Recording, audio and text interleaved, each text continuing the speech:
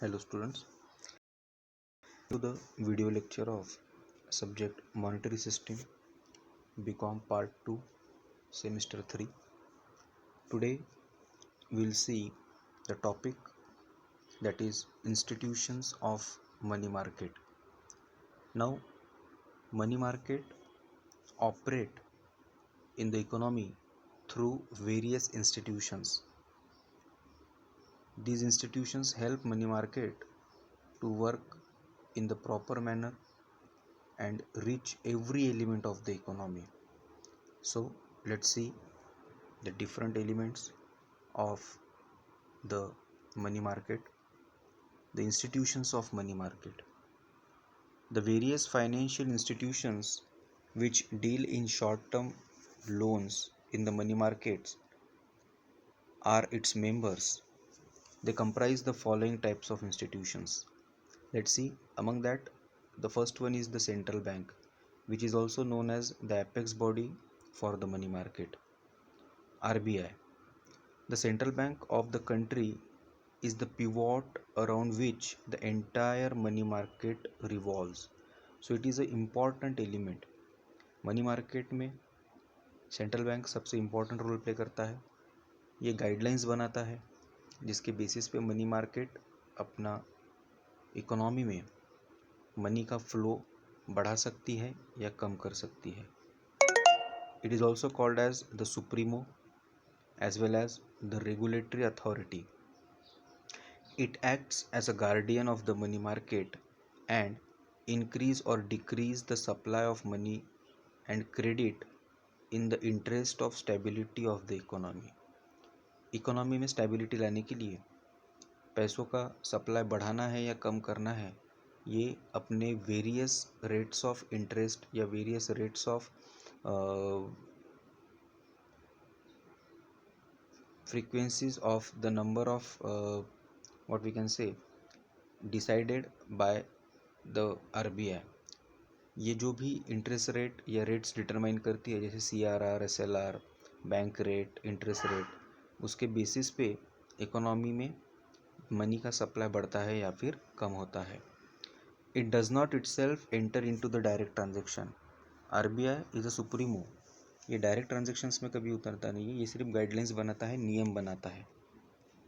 But control the money market through variations in the bank rate and open market operations.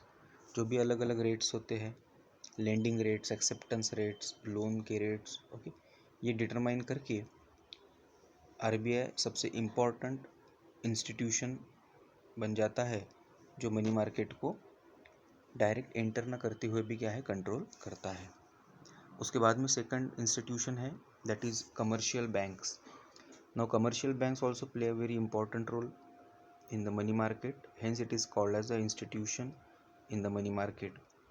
Commercial banks also deal in short term loans which they lend to business and trade. They discount bills of exchange and treasury bills.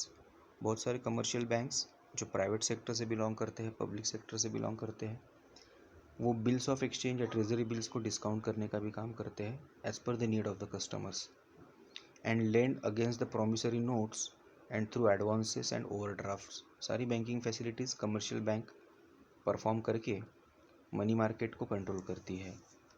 और money market में commercial bank सबसे important role play करती है क्योंकि इनकी numbers comparatively बहुत ज़्यादा है.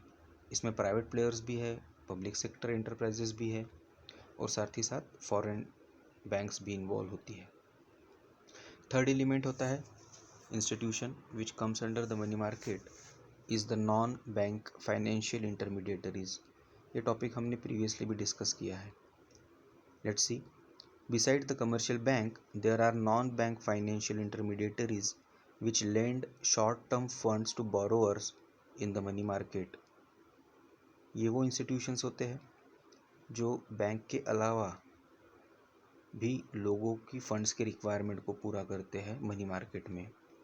Such financial intermediaries are saving banks, investment houses, insurance companies, provident funds and other financial corporations. जैसे निधीज, चिट फंड्स, ये भी इसी कैटेगरी से बिलोंग करते हैं जो लोगों की शॉर्ट टर्म फंड्स के रिक्वायरमेंट को क्या है पूरा करते हैं. They work as a bank but they are not bank, that's why this called as a non bank financial intermediaries. So we are looking at the institutions of the money market. इसमें next rank होता है that is discount houses and bill brokers. ये intermediaries होते हैं जो bills को discount करने का काम करते हैं. स्पेसिफिकली इनका इस्टेब्लिशमेंट ही इसलिए हुआ है कि वो बिल्स को डिस्काउंट कर सके. In developed money market private companies operate discount houses. बहुत सारी प्राइवेट कंपनीज ऐसी होती हैं, ब्रोकर्स जिसे हम बोलेंगे, वो डिस्काउंट हाउसेस का काम करती है. The primary function of discount house is to discount bills on behalf of other. दूसरों के बिहाफ में ये क्या करते हैं, बिल्स को डिस्काउंट करते हैं, और साथ ही साथ इसके मैच्योरिटी पीरियड पे वो बिल शो करके जो भी डिफरेंस होता है वो कलेक्ट करती है. They in turn form commercial bank and acceptance houses. Acceptance houses और कमर्शियल बैंक से थोड़े अलग होते हैं. Along with discount houses there are bill brokers in the money market who act as a intermediaries between borrowers and lenders. कुछ bill brokers ये भी एक फाइनेंशियल इंटरमीडिएटरीज का काम करते हैं और बिल्स को बिफोर मैच्योरिटी पीरियड डिस्काउंट करके जो भी होल्डर होता है बिल्स का उसे एडवांस में फंड्स क्या है रिलीज करती है.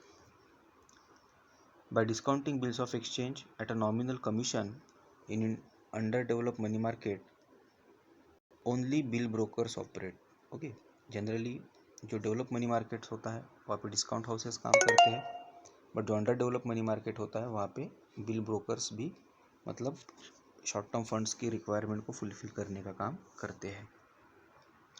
Next is the acceptance houses.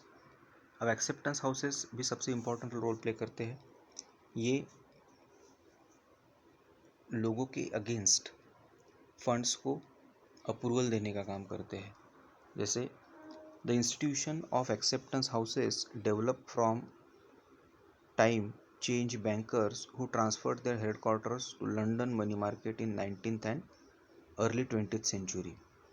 ये इनिशियली इंडियन इकोनॉमी में भी अवेलेबल थे, but in the beginning of the end of the 19th century and the beginning of the 20th century they move their houses to the London. They act as agent between exporters and importers. Acceptance houses international trade complete करने के लिए मदद करते हैं, जो bills को accept करके transaction को या प्रोसेस को एक तरीके से एक्सेलरेशन का काम करते हैं.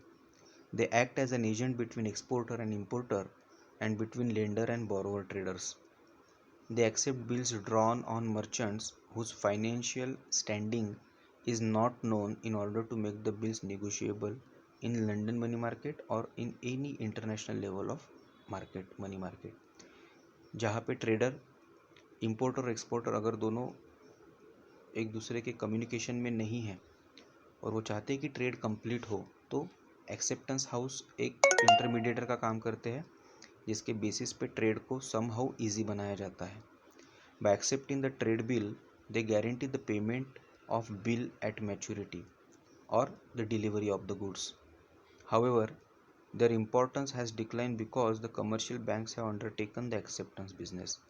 But अभी commercial banks भी गारंटी का काम करती है इंटरनेशनल लेवल पे, इसलिए एक्सेप्टेंस हाउसेस अभी थोड़े कम हो गए हैं. सिर्फ इंटरनेशनल ट्रेड्स के लिए ये यूटिलाइज किए जाते हैं. If it is found that the commission और the charges are high at commercial bank, then trader prefer to do it with the help of acceptance houses. So these are the 5 main institutions which are working in the money market. In the next lecture we will see the instruments of the money market. What are the different instruments which are still using in the money market to make the trade simple and easy.